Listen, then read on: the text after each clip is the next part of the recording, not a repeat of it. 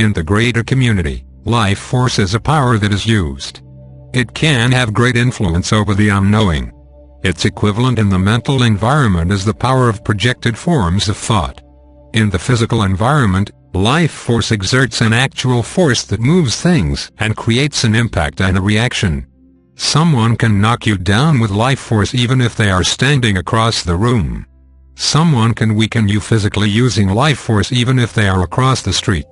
Life force is not as effective in the physical environment as it is in the mental environment, where thoughts can be directed at an individual thousands, even millions, of miles away and have an impact.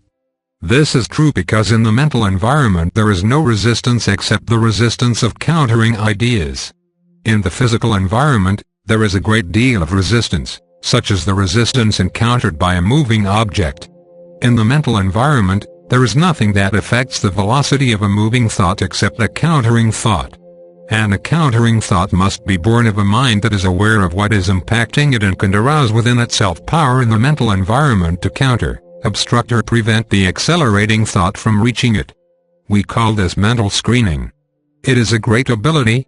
You cannot use this ability constructively unless you are selected by the wise and prepare for a very long time. You must begin to learn about life force now because it represents part of what affects you individually and what shapes your world. As greater community influences gain a greater stronghold in your world, their abilities, their power and their awareness will exert an ever greater impact on all aspects of your life. Some of these are very manifest, but many are quite subtle. Often they cannot be seen. However, they can be discerned because you can feel them. Why is this important in the context of spirituality? Because it represents the world into which the Creator has sent you. Given a real understanding of your purpose and a real experience of its meaning, you will see that everything fits within this theological context because of the nature of your origin and your destiny, where you have come from and where you are going. The world is a place that you are in temporarily. Therefore, where you have come from and where you are going provide the real meaning of your existence here. Life force is power that few have ever discovered and fewer still have ever learned to use constructively. There are those in the greater community who can use it in certain situations, but this does not mean that they can control it. There is a very great difference between use and control. For example, you use electricity, but the ability to control it, redirect it and guide it represents a greater set of skills and abilities. You use the power of the sun to grow food. But can you harness the power of the sun? Can you control it?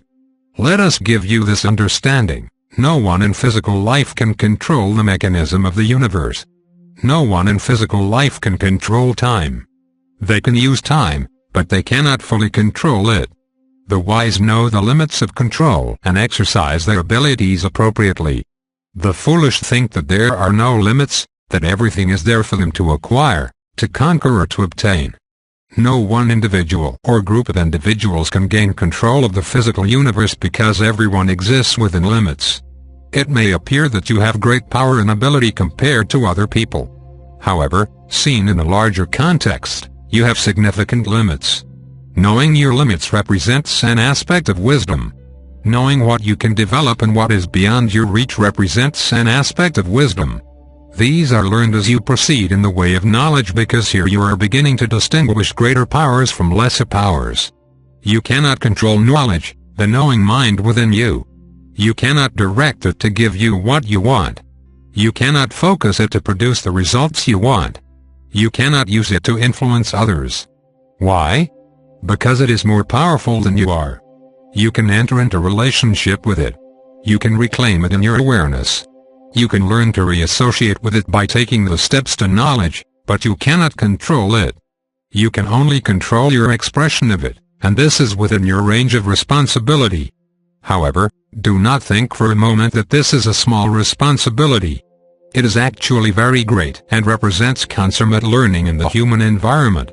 It is an interesting fact of life in the greater community that the wise are all very similar, and the unwise are all very different from each other.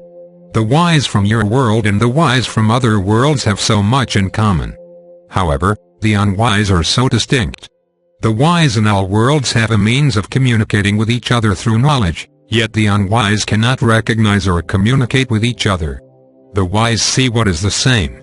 The unwise see what is different. The wise identify with what is the same. The unwise identify with what is different. In order for humanity to have any advantage in the greater community, certain individuals here must become wise within a larger context in life. And others must support these individuals, because for every individual that advances, it takes a great deal of support from others. This is how knowledge is kept alive in the world.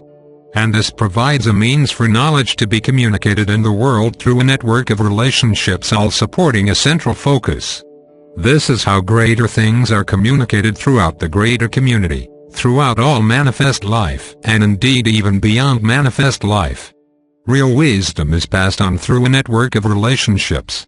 Like water seeping downward through the soil, wisdom finds its real channels and its path of least resistance. It creates pathways where knowledge can be passed on, transmitted and initiated from person to person through a means that is both wonderful and mysterious. The pursuit of knowledge and wisdom is not an individual quest. It is a collective effort. For anyone to advance requires meaningful involvement with many other people. Developing this understanding indeed is part of the education of going from a singular approach to a community approach, going from a singular viewpoint of life to a greater community understanding of life. This is a part of your education. This is a part of the transition from being lost in your individuality to being embodied in the greater reality. Life force means something different at either end of the spectrum, and your understanding of it will change as you pass through the spectrum on the way to a greater reality. Indeed, all that we are presenting in greater community spirituality is important because it takes you to a greater reality. It cannot be used within an individual reality. The greater community way of knowledge invites you to find escape from your own isolation, escape from being lost in your own individuality, and escape from being a prisoner of your own mind. It invites you to rediscover your intrinsic relationship with all life and the specific purpose which is yours to reclaim and to contribute in this life, at this time, in this world. You will need life force to progress, to advance and to carry on your preparation and your contribution. The extent to which you will need to use it and how you will need to use it depends on the role that you are here to play. Your role here is predetermined, but how it will be carried out and the time it takes to carry it out, especially the time it takes to discover it and to prepare for it, can vary considerably. In this, your decision-making has great importance, and indeed you will determine if the outcome can be achieved. What greater responsibility would you ever want to assume for yourself? People who think that they can create their own destiny and who call this their freedom have no idea of the burden that they are placing upon their own shoulders. This burden is great because it guarantees failure. You cannot control your greater destiny, but you can experience it, and you can find a way to express it. In this, you will have to make many decisions. In this you will have to assume greater responsibilities. In this, you will find your power. And in this, you will assume authority in your life. You are the captain of your ship, but it is not up to you to determine where it is sailing and for what purpose. Even what your ship contains is beyond your authority. Consider these words carefully and do not make a mistake here. To become the captain of your ship is a responsibility and a power that few people have ever assumed. To become a true captain means that you are aware of everything concerning the protection, maintenance and well-being of your vessel, and that you have respect for its secret cargo and its true destiny. While many people proclaim that they are the captain of their own lives, they have no idea what this means. In the greater community, personal freedom has a different context and a different value. Advanced technological societies are highly organized. Individuals are not free to do whatever they please whenever they please without regard for others. The greater community is a competitive environment on a scale and a magnitude that you cannot even imagine. Therefore, to become effective and competitive in this environment, and, beyond this, to gain greater community knowledge and wisdom, you must over time reassess all of your values and assumptions. Personal freedom is chaos without knowledge. It is the source of everyone's mental and physical illness. Contrast will show you this as you learn to associate with those who are beginning to discover a greater purpose and meaning in life, and as you yourself begin your own discovery of this. The contrast will be marked. You will see yourself going in a different direction from everyone else.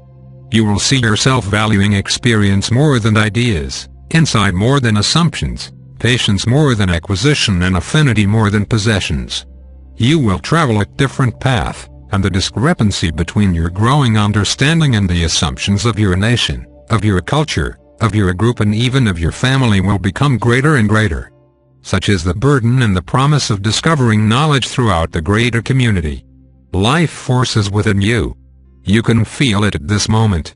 It is breathing your body. It is moving your blood. It is keeping your nerves alive. It is sparking your mental awareness.